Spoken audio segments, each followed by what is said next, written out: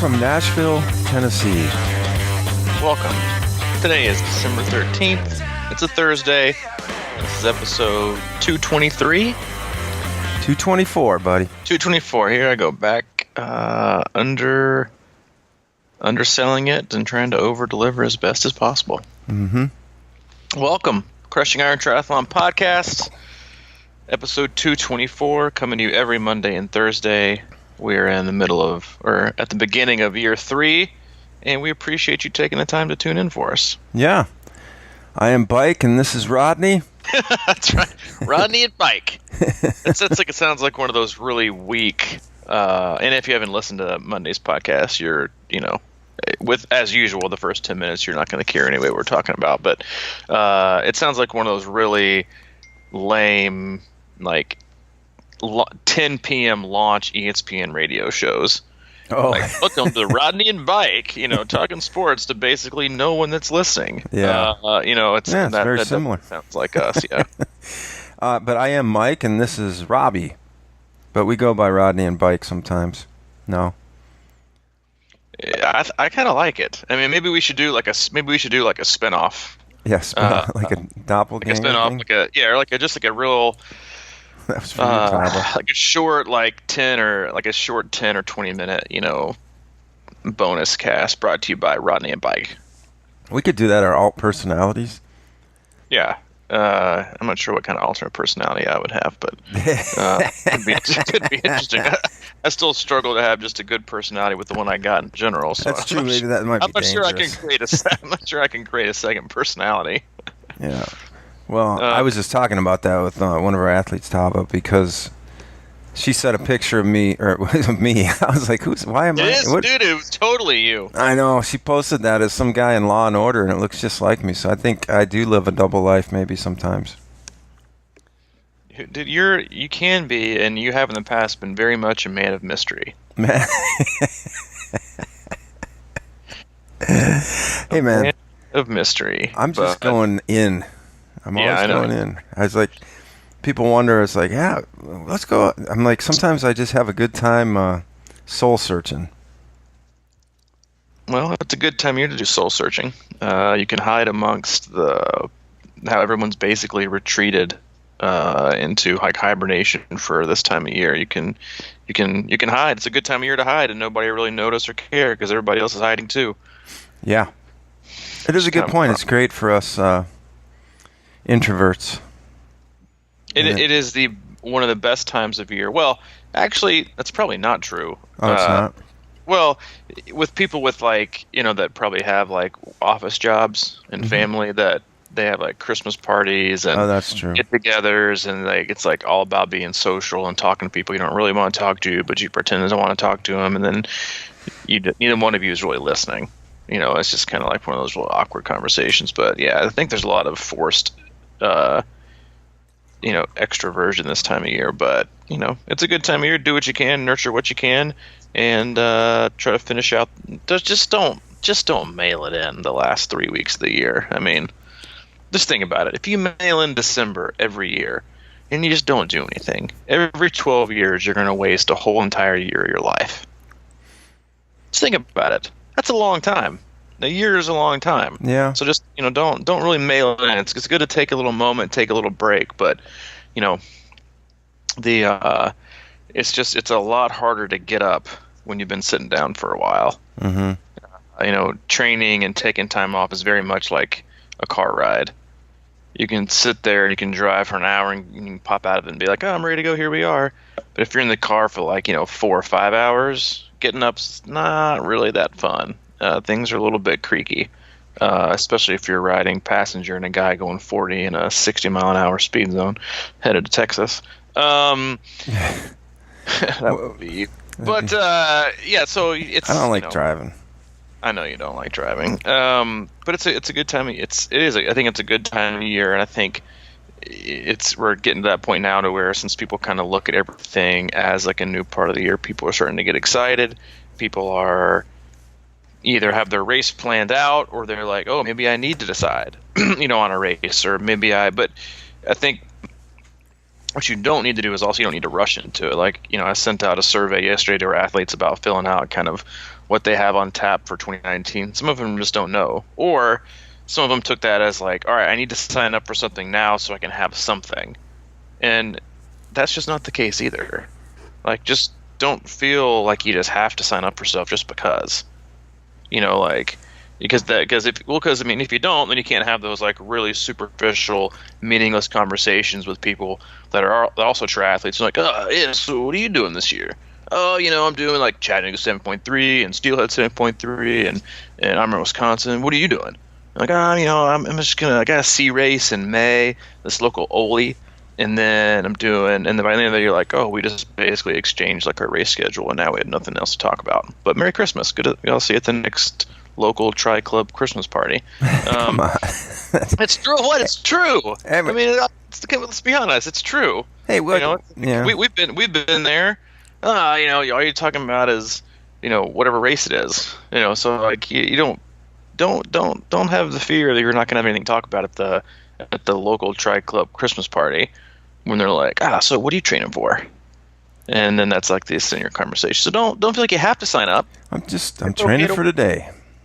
Training for today. I'm just trying to get better. We'll see what happens. We'll see what the year comes, especially with athletes who have like a really big like first of the year race. Like anybody that's doing like a really big race in like April or May, that's like the biggest one of the year. I think it's hard for them to think post race. Like I think I'm going to think I want to do this, but what if I don't? Like what if I train so hard, I put all my eggs in one basket, and then I'm just burnt out and I just don't want to do anything. But if I got these other races signed up for that I'm just kind of stuck with. Well, and which happens to a lot of people. Yeah, but that's a sign. What's a sign? Well, I think that's a sign that you might be doing something wrong too. Well, or it could be that you, like, for some athletes, it might not be that they're doing something wrong. It just means that they've been going at it for a while. Like if they, because, you take athletes who may have so we'll take Ironman Texas, for example, which is in late April. You've got athletes now. Oh, yeah. Okay, I thought something like that. They're like, we're 4 or 5 months out. It's like, and they're gonna, oh, what am I gonna do after that? Well, probably, you might not want to do anything for a while. Yeah, for sure that. You just mentioned an Ole, so. No, not like, hopefully. Wait, speaking of which, is it Ole? Why a lot of people say Ollie. What's up with that? That's for skateboarding. Skateboarding? People who say Ollie are just misinformed. They're skateboarders?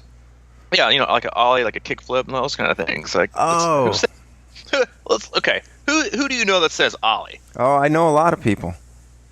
Yeah, I'm going to keep their identity you private. live in East Nashville, so there's probably a lot of people that No. Yeah, I just want to be a trendsetter. I'm just going to call it an Ollie. That's the best way to call it. That's complimentary to Mother Earth, is to call it the Ollie. No, like if you're doing like a very I'll say like a 70.3 or a longer distance, like anything that's longer than that event that's in the beginning of the year. Not only is it a big event, but if you think about like the timing of it and how it corresponds to your training environment, like one of the biggest questions I have to ask athletes who want to pick these longer races, especially a full in April or even May, I'm like, you do understand where you live, right? Like you do understand that you're going to have to do 90% of your rides on the trainer. Mm-hmm. And is that really something you're going to want to do? Because burnout is real when it comes to being forcing yourself to do stuff indoors. You just don't get the energizing feedback, I think, of doing things outside. So you're training, your hours are increased, and then the toll it takes on your body is also harder because then you're inside the whole time. And so I think that it just makes things more difficult. And at the same time, you probably picked it because training for it over the winter fits your life best. I think we've talked about this on a couple podcasts before, is we always go with what kind of race is that? And I might want to do it, but then you look at your life and it just doesn't fit in. It's going to make your ability and availability and your preparation, that is what usually makes your best race experience is the fitness that you carry into the race, not the race reviews that people left online and the post-race food. Ken Hammond. It's how well you trained. It's how well you trained going into it. And so if you pick a race that might look cool and you're just doing it, but it fits in like an awful time, like parents with kids that are in school. I think traditionally so many people thought, oh, summertime is the best. Guess what? Your kids are stuck at home now. Like I hear it every time in August. They start the countdown, and if you're in the car, listen to your kids. Listen, your parents love you, but you guys get on their nerves come mid-July, August, and they're ready if you go back to school. So you think about that when athletes choose these early season races. They choose it because it's easier for a lot of athletes to train while their kids are basically out of the house, and then. So they do these races in April, May, and the kids get out of school, and then summer is just like total chaos. You got soccer every other weekend, you got travel, you got vacations, you got all kinds of things, team sports for your kids, and it's just crazy. But people still feel like they need to, like it's okay to follow the cycle of your own. I think I mentioned this last podcast. Allie always uses that phrase, like it's just not my season of life, and to do X, Y, or Z, or it is this time of year to do this. But I think in athletes, well, like we were kind of joking about people mail it in December when it's like it's just a calendar and it's just a week, and it's like a lot of it's just like meaningless. Like if we woke up tomorrow and they're like, hey, breaking news, everyone has decided to have a 17-day week, like, and you're gonna like insert like a bunch of new days, and it's like, oh well, I messed up on Monday and I'm just gonna wait till the next Monday, and it ends up being like a half a month. I don't think people would do it anymore. Matt does not like the 17-day week. No, not a fan. Yeah, I was kidding. Maddie, we're going to keep it the same here. Same, Maddie. It's all good. Ooh, I might be having delivery here. I think I went on an Amazon delivery bench.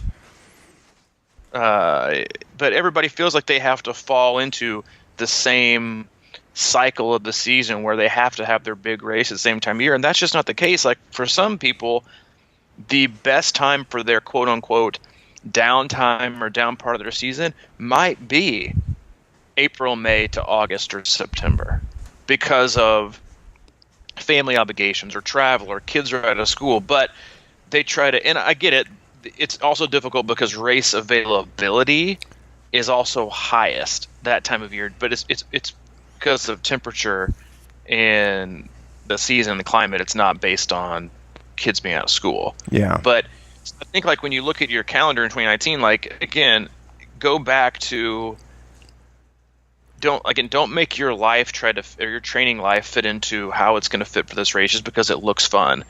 When it's more than likely going to end up being a horrible training situation and super stressed versus I could pick this race and I could go into it with the best fitness of my life probably and do the best because it's my training would be almost interrupted because of X, Y, and Z. That also makes for a great race experience. So just take those things into account and just don't jump the gun because you feel like you have to. All right. And I kind of do like the thought of the 17-day week. Well, yeah, the whole thought, yeah. Weeks are weird. How they do that is kind of weird. Anyway. Days and, I don't know. They're what? Weeks are pointless. Like, they're just like 7 days. Like, I'm sure someone say, oh, well, it's actually rooted in scientific, the moon is here. I'm like, that's 7 days. Like, who the hell came up with 7 days? I'm sure somebody did. But, like, why isn't it 14? Or why isn't it 30? But we just, you just look at it in this way. And so now all of a sudden we base, like, our entire life on a 7-day week. And I was kind of joking with this with an athlete yesterday. I was like, even athletes do that when it comes to their training. They only look at like Monday through Sunday. They never look like what happens to them between Thursday and Tuesday. It's like training stops and then restarts every Monday. They don't ever look at like Thursday to Tuesday or like 4-day blocks, but they're just like it's tunnel vision on Monday through Sunday. And whatever I do Monday through Sunday, once I start Monday again, it's erased. It's gone. I'm starting over again. I'm starting fresh on Monday. No, you're not. You look back, like everything is attached. Like I try to use that analogy in our closed active athlete Facebook group the other day when I was talking about. Oh, you didn't try. That was a good analogy. Okay, in I use the analogy of like links on a chain, and the reason I was bringing it up was because a lot of athletes are starting run blocks, and everybody wants to run. Everyone wants usually, well, not everybody. Most people want to run much faster than they should because they don't want people to think that they aren't running fast and whatever. But I think we all tend to forget that how connected everything is, and whether you're training by yourself or whether you're training with a coach, everything is connected. And so, like what I said was, I said for my easy and long runs, I always start at the lowest end of a pace range or an effort range, and I use those first 10 minutes as a quote unquote a systems check. But I also do a cost benefit analysis. Running a 10-minute mile will yield you basically the same aerobic benefit and adaptation of choosing to push it down to a 9:30. But what I do know is that running a little bit easier in that 10-minute range might also help me demolish my bike workout later that day or the next day. So now I can nail 2 workouts instead of possibly nailing one and compromising the other. All of your sessions are links on a chain.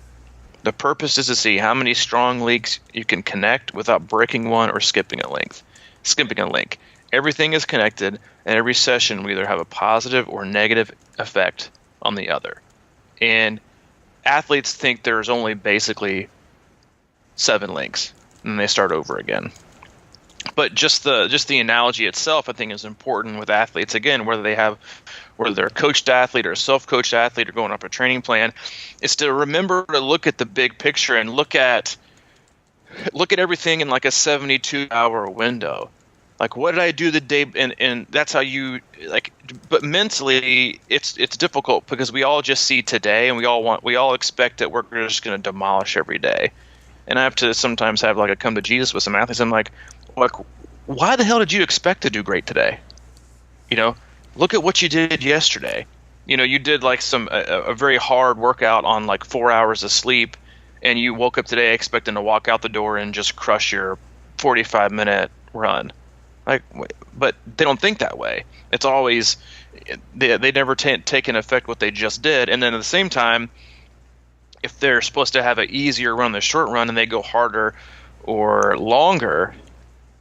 And I'm like, well, then the next day's bike workout isn't going to be nearly as beneficial because you're not going to be able to hit the numbers or the efforts, the ranges that I'm wanting you to hit because you shelled it today. So everything is supposed to be connected. And anytime you don't take care of yourself or you go harder than you should, you're going to cause a break or a crack in that chain. And the goal is to link as many of them as you can together.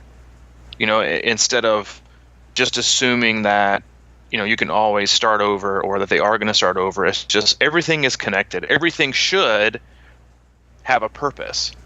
Everything should be complementing the other. And that might not look spectacular. It might not look like the greatest thing, but your easy run today is probably getting good work in, but it's probably setting you up too from and recovering you a little bit from a workout you did the previous day, only to prepare you again for another hard workout the next. Mm-hmm. So everything's supposed to, at least, and this isn't always the case when people kind of fly by the seat of their pants.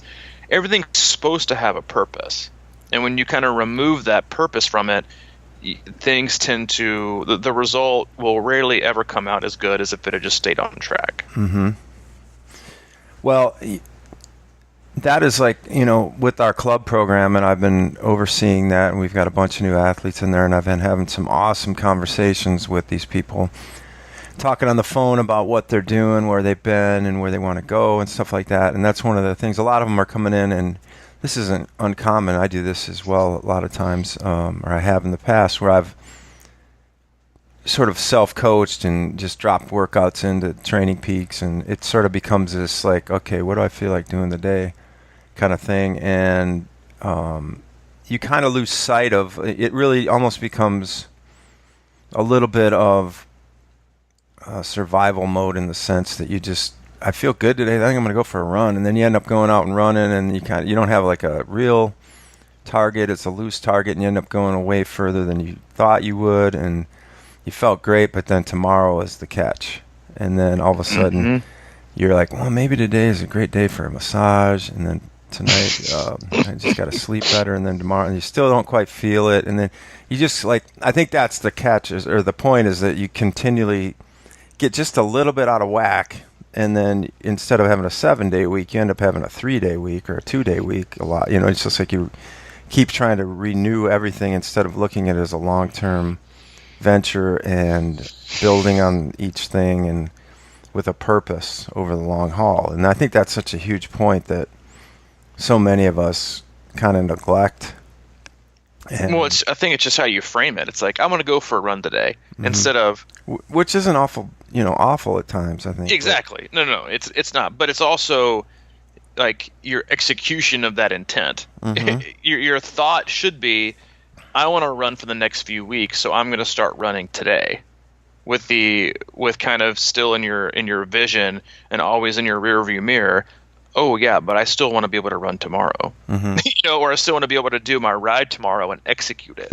And so that's how that's the ebb and flow of training, and why you put things here and there, and why things are spaced the way that they are. It's and that's why so many times you'll hear so many coaches say, keep your hards hard and your easies easy, because if you don't, then your hards are never ever ever going to be hard enough, because you didn't go easy enough to give your body time to recover and prepare and be ready to go hard. So you're always going to find yourself in that gray zone that people always get stuck with.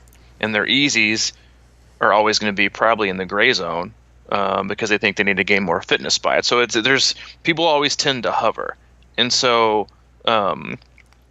it's thinking in that long term, like, yeah, I want to get going for a run today, so I'm going to go out and I'm going to go crush this interval workout. And then you wake up the next day and you're fatigued and you're stressed and you're feeling terrible, and then what happens? You don't work out. And so you're not really starting anything. You just decided to go up and and get a workout in and prepare yourself and not set yourself up for success. And that's what leads to overtraining. It's what leads to injury. And I think sometimes what's so often overlooked with athletes too is that, like, the ability for, like, you honestly see with athletes that I see more athletes stay uninjured by doing more training with no days off, but doing it appropriately, than I do see with, like, the weekend warrior mentality, which is, I'm going to work out like 2 times during the week, but then I'm going to crush it on the weekend. And then you wonder why they never get any better and they're always hurt. Yeah, that's a big one. I think that's because how you feel is sometimes is a total lie compared to where your actual fitness lies, and those are 2 totally different things. Well, that brings up I wanted to ask you, like, kind of this sort of out of the blue question about swimming. I had that in my mind going into this podcast.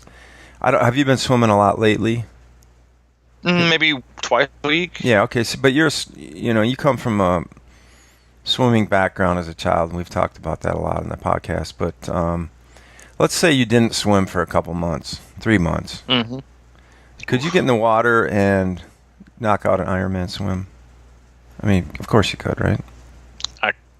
It would be ugly, right? And then I'd probably have to stop there. I mean, I wouldn't be. I mean, I could definitely ride, but I'd be toast. But I think that's sort of that thing, is that's sort of weekend warrior kind of vibe, because you could probably feel good and you could probably go after that swim a little bit, and you just have it in you somehow. But I just find that really interesting. For one, is like, how in the world could you not swim for 3 months and then just go swim 5,000 or 4,000 yards or whatever meters? Yeah. And you see where I'm going with this? Like, why is that? Like, there's people that can do that on the run. Yeah, but they can't. They won't be able to get up the next day and keep doing it again. I mean, and again, it also I agree. comes from. It also comes from, like, and I think the important thing to look at is that the injury, like, the percentage of chance of injury is, like, less than probably 10% if you try to do that for a swim, versus if you try to go out and do a 15-mile run. The chances are, the biggest thing is you're not going to go slow. You're going to go try to race the 15-mile run. And what I found on basically two ends of the spectrum, and I think it's one of the more difficult parts for coaches to kind of help athletes wrap their minds around, is that your mind and your body are almost always in a separate place. Your mind, and this is athletes right now, for a lot of athletes that have taken time off, their mind is living in their body 3 months ago. Yeah, but Yost, this isn't me, man. Yes, it is. Yeah. You're just living in your trained, motivated. You're trying to borrow your in-season body when you've been treating it like the off-season, and you're expecting different results. And like, we did some running stuff, and I'm like, I just wasn't expecting to see that. Well, I wasn't expecting to see you run only 8 times the last 6 weeks. So you just kind of are where you are. But so many times, like, our mind always gets trapped there. And I think that's it's always based on expectations and perception that are rarely ever real. Like, the highest achieving and the highest performing athletes that I work with have a very, very, very good grasp on where they are mentally, and how that's attached to where they actually truly are physically. But at the same time, and when it goes in like the negative way, like I said, like athletes who are thinking with and trying to train with the body they had 3 months ago, they're just in denial. The same thing can also happen when you have an athlete who's been really, really, really, really consistent, and they start to see paces or power that they aren't accustomed to. Their brain hasn't caught up to the fitness their body has gained, because you wire yourself. Exactly. You wire yourself in a way to program your body. And when you let your body lead the way, and you let your body do specific things, and you're consistent and you work hard, your body just keeps going. As long as you're doing things the right way. And so your mind, and this happens, like, your mind sees a pace on the watch and says, oh, no, I can't do that. And you're like, wait a minute, if I can talk about it and I'm doing it, maybe I can do it. But as soon as you mentally think I can't, things change. Same thing goes on the bike or on the swim. Like, I'm not supposed to be able to do this. And so when you tell somebody to do this or do that, and it's supposed to be easier, they're like, oh, that's not supposed to be easy. Well, maybe not for you, who you were 2 months ago, but everything else says it is. And so it works in the same way, that you rein yourself in, or you force yourself in based on where you think you should be. And oftentimes not. It's just a 100% total lie. And you just kind of think your way. And it's so common for athletes to force themselves into an injury or prevent themselves from succeeding because they have always thought of themselves as a non-athlete or a non-performer or a non-high achiever, and they can't do this, they can't do that, and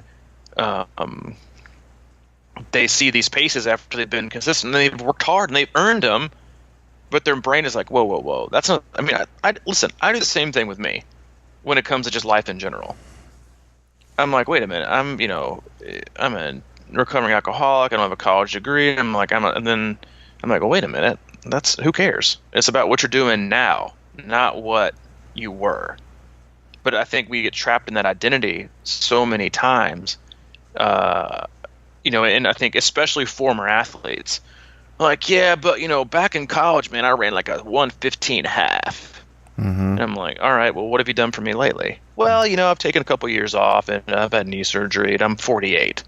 I'm like, guess what, dude? Congrats on your collegiate half marathon. It means absolutely nothing compared to where you are right now. But the brain says, I've been there, therefore I am there, and I should be there. And so you train a specific way. But again, it goes both ways. It goes with the negative and forcing yourself to be somebody that you just can't acknowledge because your ego is in the way or whatever, that you're not. Or take away the ego and you don't have a good self-view of yourself, that you can't do things, and then all of a sudden they happen, and hopefully like shatters it, but you still your mind and your body are rarely ever in the same place at the same time in reality. Let's break that down to a interval run, like Okay.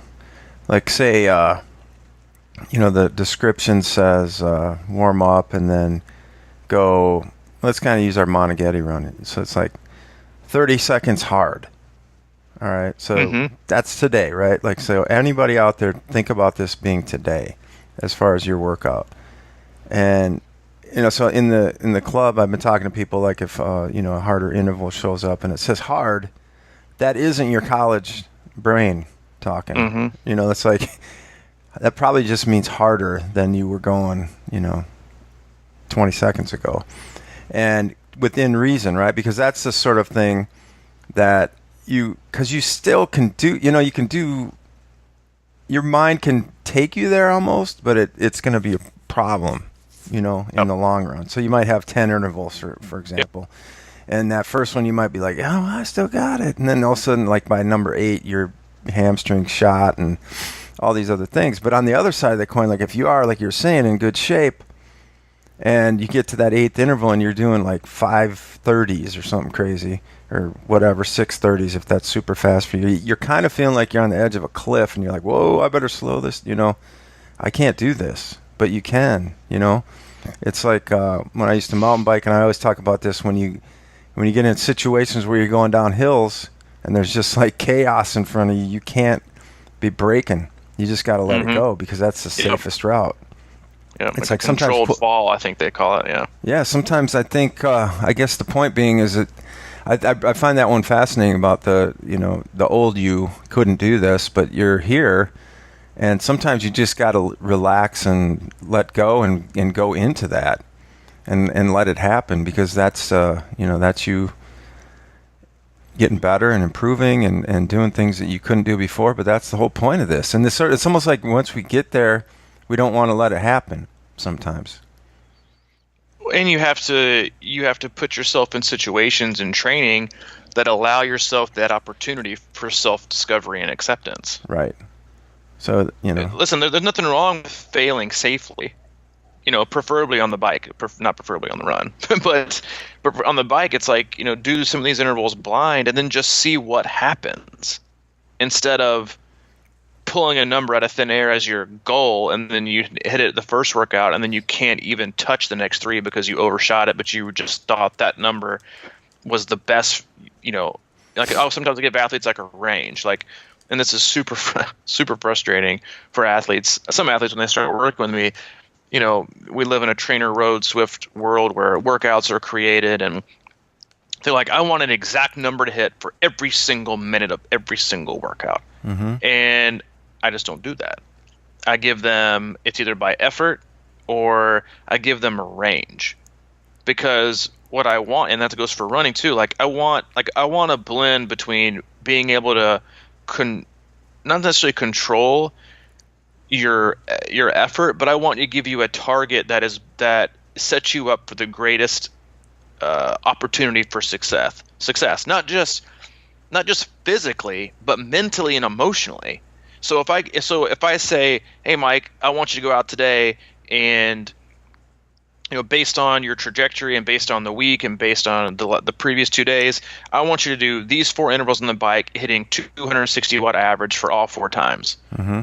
The first, regardless of how you feel, regardless of what happens is going on in your life, the very first interval you're going to do is you're going to try and hit 260, even if it means you're going way above and beyond. And even though you won't admit it, with your execution, you will hit 260 that first one, because you feel like coach expects you to supposed to hit it. And then the next 3, you just totally suck. And you barely hit 240. And then you barely hit 230. And then you barely hit 220. And you're totally 100% defeated.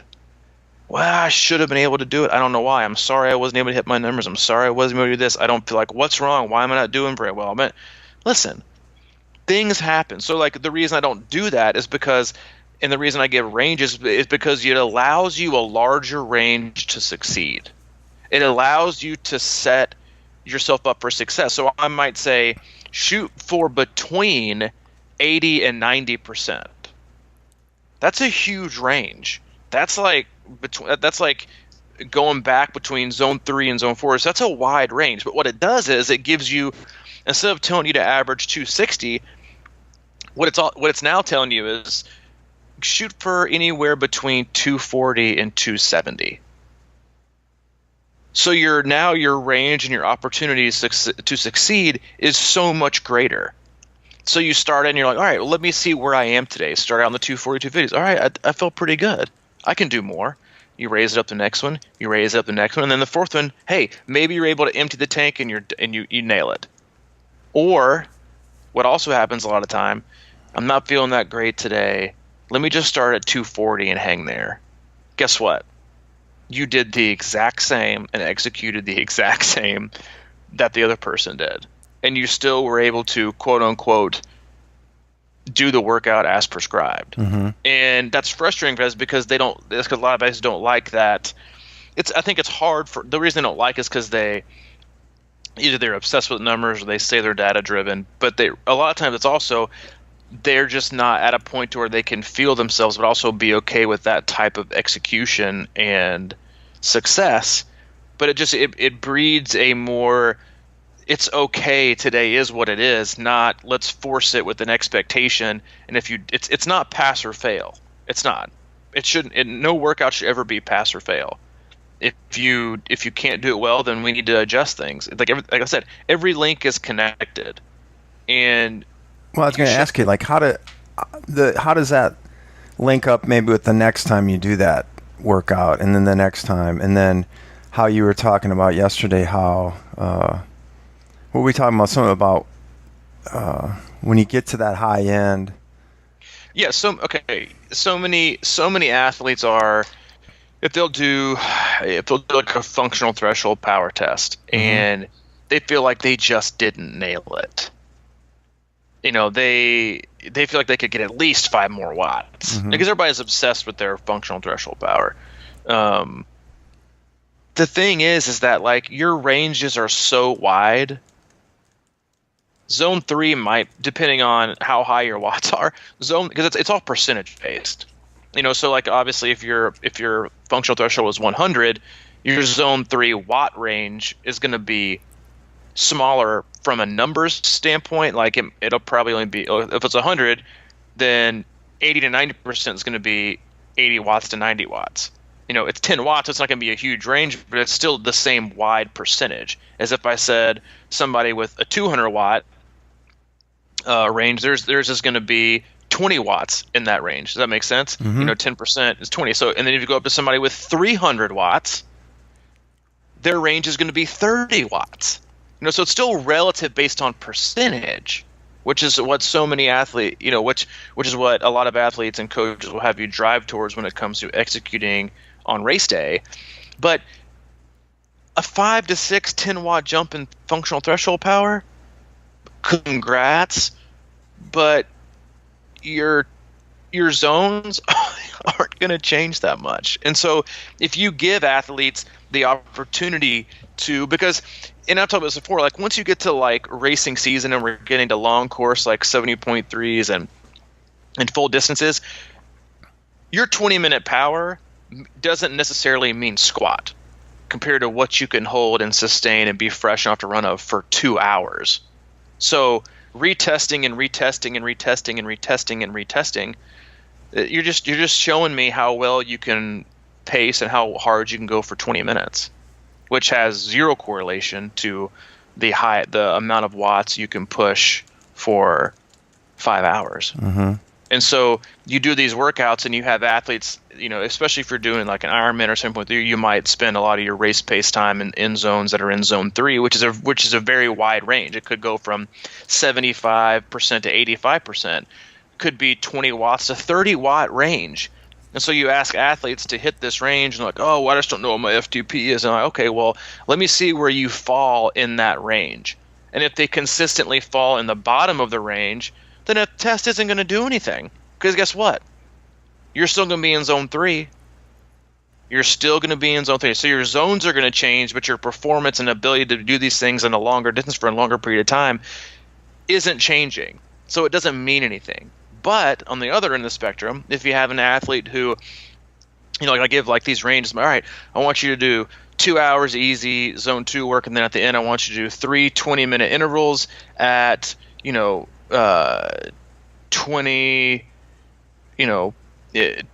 20 minutes at 80 to 90% of your FTP. So it's a pretty wide range against 10%. So if you're a guy that does 300 watts, that's 30 watt range.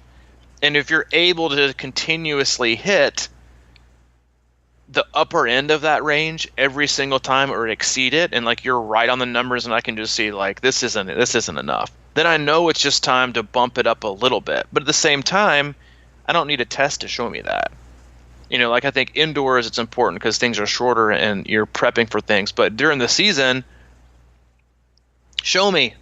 It's like your math teacher. Show me your work. I know your 20-minute power might be up, but guess what? That doesn't do anything for me.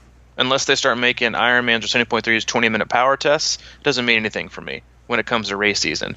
It's just how well you can adapt to at the same time, because a 20-minute test isn't also a good variable and data set to use for a athlete that's going to be doing 15 to 16 to 18 hours a week of training volume.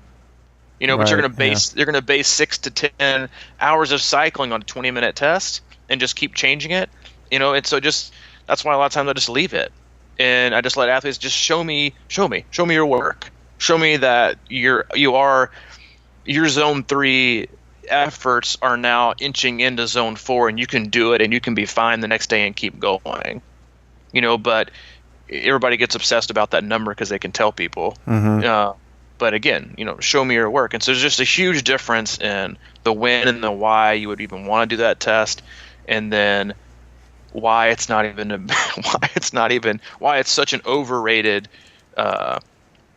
deal when you get into race season, when you start doing these longer and harder workouts, to justify making that adjustment. Now, a lot of that, which people hate to hear. Yeah, I'm sure they do. I was just going to say, do you have a general philosophy about the best way to, build that long range power? Yeah, it's Is it? It's so when you look at like periodic, and this is like none of this is rocket science. This is all out there, and most people do it this way. It's like you want to spend a majority of your time, in my opinion, either way below your race pace or way over it, not just working at your race pace, because then you're just going to stay with your race pace the whole year. Like, and the reason that and then people talk about polarized training or 80-20, whatever they want to call it, it's how you should train, and most people train this way, and they can just call it whatever you want. But you always want to be able to push the accelerator and really raise and hit the throttle and hit these really, really high sessions to really, really, really increase your anaerobic threshold and your ability to push these really, really, really high watts. And at the same time, when you work at like a zone 1 or zone 2, what you really, really, really want to do is prepare your body to be able to use it well. You can't just do one and ignore the other. But at the same time, people are like, oh, I just want to do high watts. Well, good. It's the same like a 20-minute power person. Keep doing it all year and tell me how it works out when you do a full Ironman. And your body isn't ready to be able to sustain. And it's priming the engine and building the engine. Two different things. But the closer you get to race day, you'll find that you're not pushing the high end of it all the time. You're getting more towards what you would end up doing, or would be like considered like a race pace. Because now it's time to dial in where you are and what you're capable of, and the amount of nutrition it's going to take to be able to sustain the amount of energy and output. Like we talked about this yesterday at lunch, is I have, for guys generally, I have guys that, for 70.3 for example, I can have some guys that can probably average, if their functional threshold is accurate and we're using it based on that, is anywhere between 0.75 and 0.82 or maybe even 0.83 IF, which is intensity factor percentage based on their functional threshold. But I have some ladies that can push it like 0.9. I just, for whatever reason, I don't know what the science is behind it. I've read up about it a lot, and I've seen other people give examples. But ladies, you can just push harder for longer than the dudes can. Oh, man. It's just true, All right. and it's just true, And so, like, if you're a coach out there and you're like, oh, whoa, you can't do anything more than 0.8. Like, I've had some ladies do like over 0.85 for a full before and run just fine. So it really, and again, it's all about paying attention, but it's sustained power, like sessions that are, again, if you're going high power and really looking at this time, you're to raise your anaerobic capacity, you're probably working 4 minutes, 5 minutes, 6 minutes VO2 action, really working that part of the system. As you get closer to goal races that might be of higher duration or longer distance, or take more time, you're going to end up doing more sustained power efforts in the 16 to 20 to 25 or even 30-minute range of these higher efforts. It's about, that's like what I would call, like, now it's time to apply the work that you've done and let's dial it in. Now you've built the engine, you've primed the engine. It's probably as big as it's going to get. Now we're taking it out for test laps. Now we're making sure everything's fine-tuned. Now we're going to make sure I know what kind of fuel to put in it and exactly what my engine that I've built is capable of running. Truly running. And not breaking down and not being able to do a bike and do a crappy run, but is truly capable of being able to function as. And this is what I got. I mean, 4 weeks out from a race, most athletes, you got what you got. You got what you got. And now it's time to dial in the pacing and the effort, and for your coach or yourself to get the kind of data and numbers it needs to formulate the best race plan. And athletes too, like, they see their best day on the bike, and then when you give them watts that are lower than that, they're like, whoa. But I averaged this on this day. Yeah, I'm like, congrats, and you ran like 20 minutes off the bike. Congratulations. But now I'm asking you not to just run 20 minutes. Now I'm asking you to race a half marathon. So the point isn't to but that's why, again, so many athletes get trapped in that I did this, so I am this, and they don't take into context all the other variables that surround coming to terms with why a number is a number, and they just use their best day on the bike as what they're going to do on race day. They don't ever lower it because they just, for whatever reason, they just expect to be able to do it and then run like a champion for 26 miles or 13 miles and then wonder why they blew up and couldn't do it. Yeah. But boy, what? They had a good bike split. Yeah. I do that all the time. I've done that all the time. And I also think that it's not only like what my best bike of the season might have been, because a lot of times my bikes are not as long as they should be. So that really is even more irrelevant. But I'll be like, 3 years ago I crushed this race, and I start thinking, well, if I rode it then, I should be able to ride it now. And then that has nothing to do really with the shape I'm in at that point. Either I could be in better shape or worse shape. So I'm like chaining myself to a number from 3 years ago or from my childhood or something, and it's sort of like it can also rein you in or overcook you without the reality of it. I think that's such an interesting point. Like, you're riding all the time at 19 miles an hour, and that's like, you've done a century ride at 19 miles an hour or whatever. You have never been in a race with the energy and the anxiety of the whole situation, and all of a sudden you're trying to hold 19 and maybe push that even a little higher because you've done it once, and all of a sudden the next thing you know, you're completely set yourself up to bomb that run. It's not real. It's not real. But we get trapped in that, and we don't take into, we rarely ever take into context, or generally really think about why this is a great idea or this is a bad idea.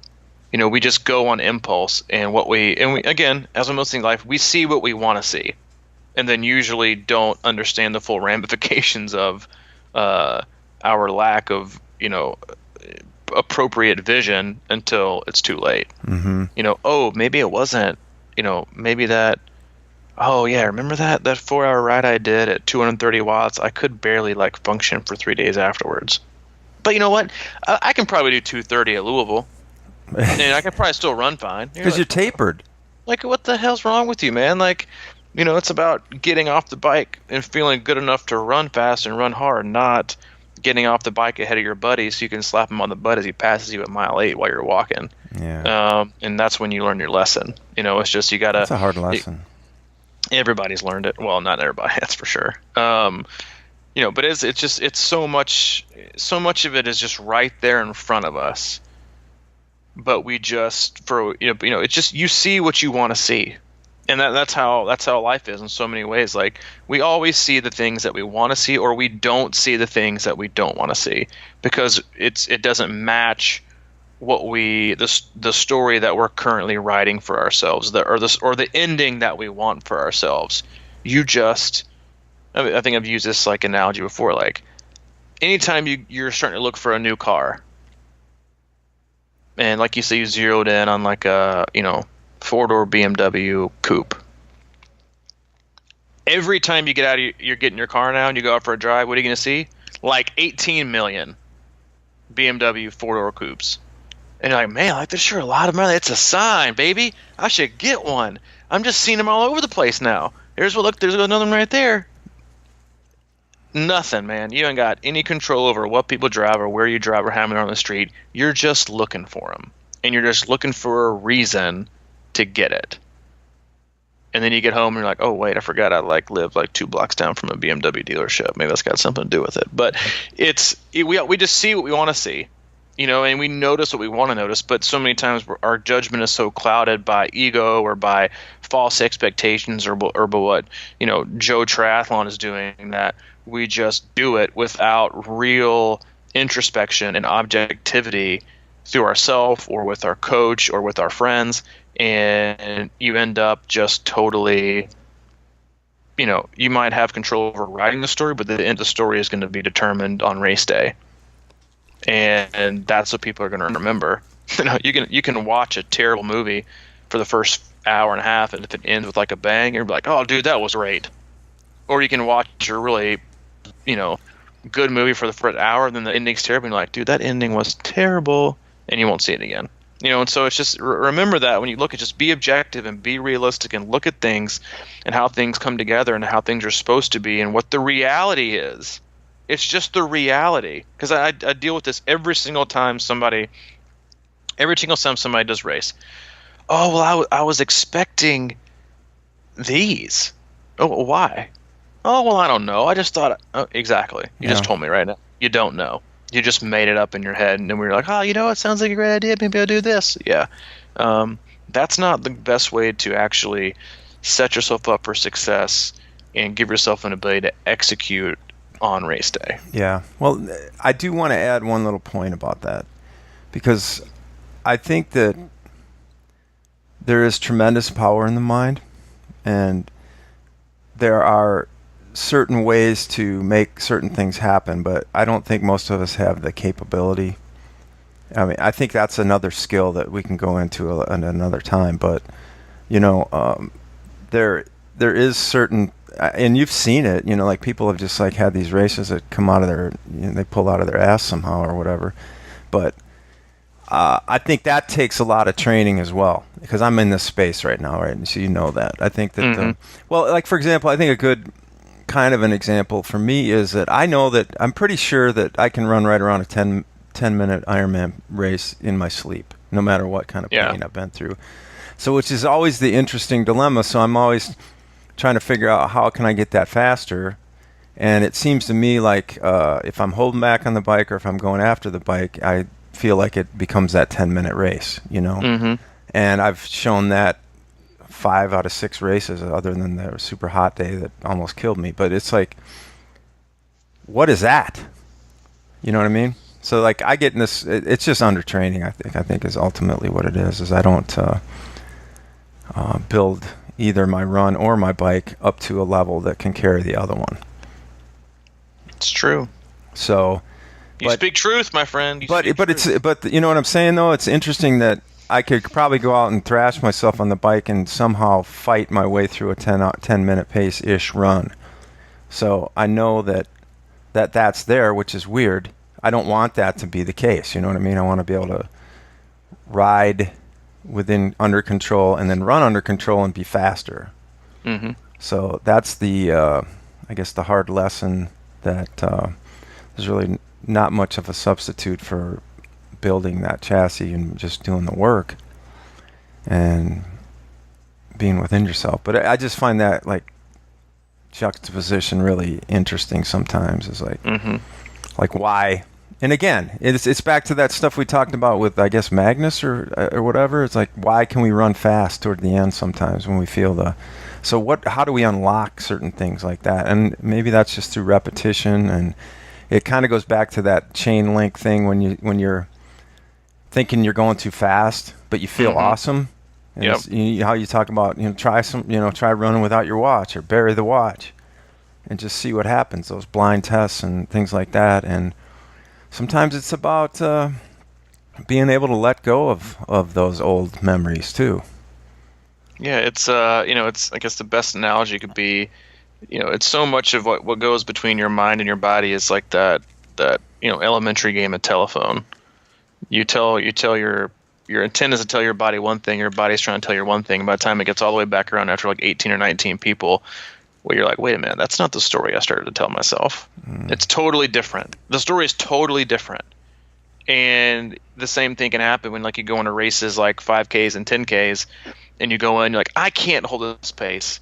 But you go watchless and you end up like totally blowing away all your expectations. But if you had your watch and you peeked at it like mile 2 and you saw a pace that you thought you couldn't hold, the first thing you're going to do is slow down. And the first thing that's going to happen is your perceived effort is going to go up.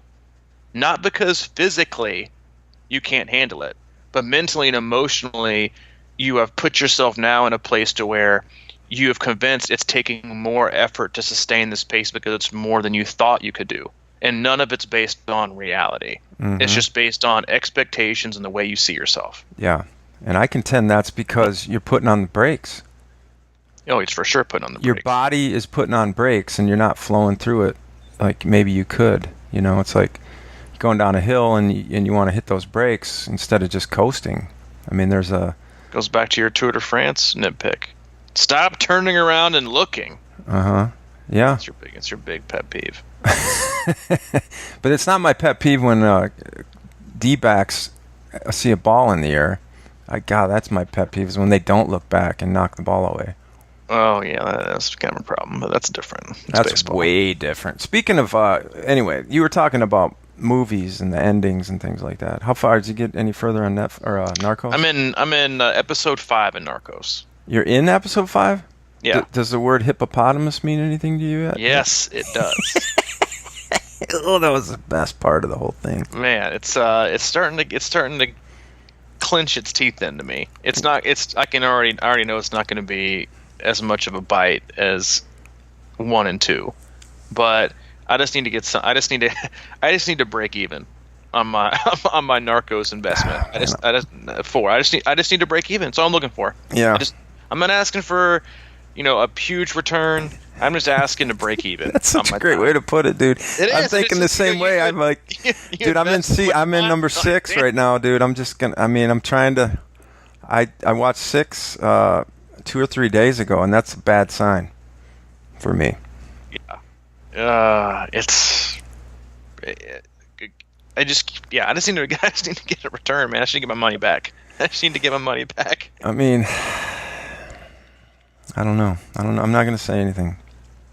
All right. Well, yeah. Thanks. I appreciate that. But it's like athletes in the morning like text me before I look at Train Peaks and like, dude, go look at more. I'm like, thanks. Spoiler alert. Like, you just totally ruined my like awesomeness by feeling by opening up your training and seeing you like blow this workout out of the water. I'm like, spoiler alert. That's interesting. Yeah, let me see it. But yeah, so I'm just trying to break even. But I can tell you though, if you want a great return on your investment, the club membership is out there. We've talked about it quite a lot, but it is something we're doing this coming year for 2019, offering access to training plans, mic, closed Facebook group, some Q&A, other information, team gear, and then a 12-week customized plan that I'll put together for you for your A race. It is a great value. It's currently $299. It'll go up to $399 starting January 1st. So if you've been debating on doing it or straddling the fence or just basically honestly procrastinating because that's what people do in December, get on it. It's a great time to do it. It's a great opportunity with some great people in it already. I know you've enjoyed every minute of it so far, so you can always go to crushingiron.com and check out more information on the club. It's on the far right tab, and then we also have other info, swim analysis, our blog, camps, coaching and training packages. It's all there at crushingiron.com. And if you have other general questions about the club or any other info like that, you can contact Mike, crushingiron@gmail.com. Or if you have other questions about anything else, coaching or training related, you can reach out to me, c26coach@gmail.com. Yep. And I wanted to ask you one more question about the August camp. Still have an opening or two? August camp has some openings. Yep, May and June are full. I think there's like 4 people on the wait list for June. Honestly, I think I looked. Now we've got our team full race this year is Ironman Wisconsin. I know a lot of people out there listening doing Wisconsin, and I just wanted to reiterate that our August camp would be a perfect warm up for that race. Mm-hmm. We have a nice, very full weekend of working out with awesome people. It's almost like a faux race, environment for the whole weekend, and we get a bunch of people around to ride and run and swim and at the lake and do all kinds of great stuff. So I think it might be a nice late season, re-energizer. I mean, it seems to be for most people. They come out of it ready to work, and then all of a sudden, you got a couple weeks left or whatever, and then you hit your taper. So it's just one of those timing things that really could be great for a late season race like Wisconsin or Chattanooga. Chattanooga, Louisville, Florida, Arizona. It's great. I mean, it's a great time for anything late in the months. Great point. Once again, my friend. Thanks, man. I occasionally hit a single. All right. Before I better not open any more cans of worms. We might as well. We're about done here. Yeah, we're about done. We'll see you on Monday. Have a great weekend. Be smart. Have fun. Train hard. And we'll see you on Monday. Link those chains. Or chain those links. Yeah. All right. Thanks, everybody. All right. See you, man. See you.